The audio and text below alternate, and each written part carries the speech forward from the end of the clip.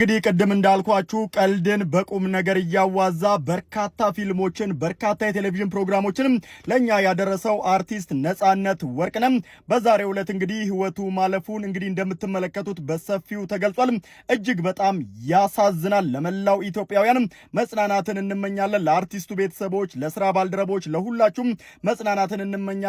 ነፍስ ይማር። እንግዲህ ቅድም እንዳልኳችሁ ቀልድን በቁም ነገር እያዋዛ በርካታ ፊልሞችን በርካታ የቴሌቪዥን ፕሮግራሞችንም ለኛ ያደረሰው አርቲስት ነጻነት ወርቅነህ በዛሬው ዕለት እንግዲህ ህይወቱ ማለፉን እንግዲህ እንደምትመለከቱት በሰፊው ተገልጿል።